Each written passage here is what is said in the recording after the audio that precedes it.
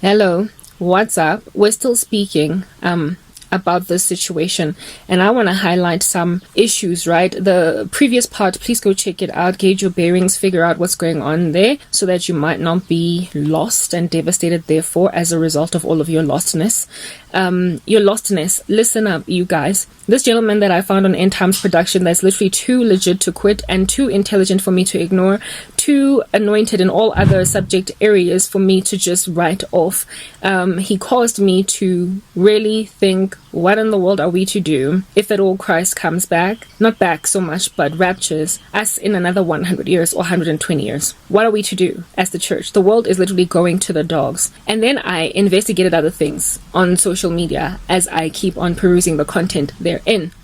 I picked up that there are some pretty literally bizarre and berserk agendas that are being pushed that are so berserk and bizarre that it is not just the church that is aware of the berserk and the bizarre nature of these things. For instance, this eco-life, whatever thing that is going on with all of these babies in some cryopreservation little bubble tube things that look like that ominous eerie scene in the movie The Matrix or The Resident Evil with Alice being duplicated multiple times in these little eggies. This ecto-life thing that's covered by just about anybody that's anybody on YouTube. All Christians, like a lot of Christians are covering it. Candace Owens covered it. Russell Brand covered it. Like just anyone at all that has got a conspiratorial channel covered it. And so it's real. We know it's real because of channels that are newsy and approved as official covering them. So it's not just something that you will only find on Alex Jones' show.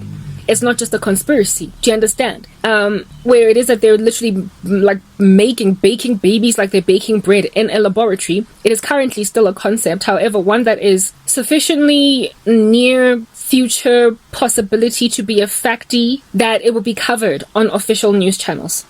It's eerie, right? That thing that they're doing with the whole trying to make babies in laboratories. I mean, on the day that you grow babies like you're growing peaches or grapes in a vineyard is the day that, if at all, you get a bad harvest because it's been eaten either by locusts or there are worms in it. You can just like throw away that yield and put it in the furnace. So essentially, if these babies come out looking strange with some kind of malformity, or there is a fire on site like that which we did not anticipate in South Africa in Boksburg under the bridge that killed so many people, if something comes near this facility that might wreak havoc in the babies that are being manufactured in this establishment, they could just be like, oh, this is a bad yield, so I guess like grapes that have worms in them at harvest time, let's just put them in the furnace. So, more what would be the tantamount of abortions would just happen in this facility because whoops, some funny air creeped into this facility and now the babies are gone. Basically, I was undergoing in my mind all different kinds of things of what could possibly go wrong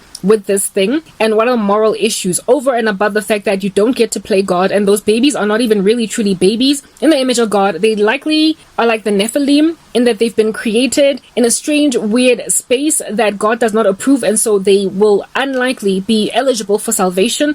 We don't know. Over and above that being an issue, there is also the prospect of just killing them just because they didn't come out right, like a bad batch when you are baking. So murder is just going to be easily done and they're not going to be considered human since already they are considering children up to the third trimester in their mama's bellies not yet human beings, sufficiently enough for them to commit infanticide.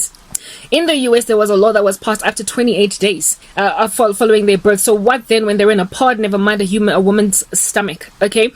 These are the moral potentials, dilemmas that are facing that particular ecto-life thing. But by mere virtue of the fact that that has been conceived in man's mind to do, suggests that we're in the last days. But like I said, literally anybody at all that loves to cover stuff on YouTube that is a Christian covered it. And so too did official news channels cover it. Russell Brand covered it. Candace Owens covered it. A whole bunch of conspiracy channel people covered it. It is grating and troubling enough. None of the people that I listened to cover this ecto-life disaster were approving of it. None of them. Nobody was at ease with what was being done. So for as long as there is a disquiet in the human genome of random, silly, foolish experimentation by human beings to try and be God, there is hope for society. The pushback for me is what I'm looking at. Like, we need to look in between the lines, you guys, to gauge if we are really truly at the very end of the end. We must remember that God is gracious. He is slow to anger and abounding in steadfast love. He is not willing that anybody should perish, but that all should come to a knowledge of truth. God loves the earth and the people in it. And if there is any semblance of hope on the ground for him to gather for himself a people, to sober them, to make them see that what's going on is basically rubbish on the ground, if there are still people sober enough to get into a consensus that something so heinous as the Ecto-Life Laboratory, ought to be like stopped dead in its tracks. Yes, the creation of that laboratory is heinous. But the fact that there was so much pushback is the hope for humanity.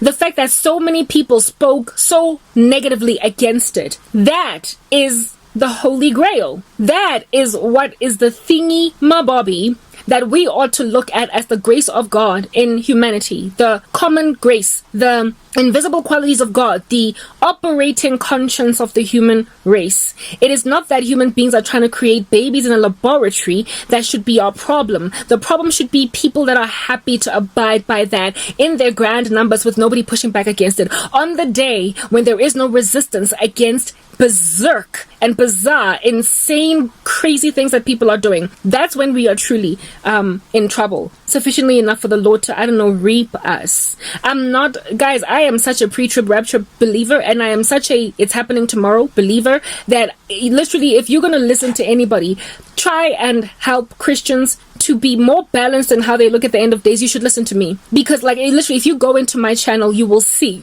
that I am ever like, the Lord is coming, the Lord is coming. If anything, I feel like it's happening in 2 seconds.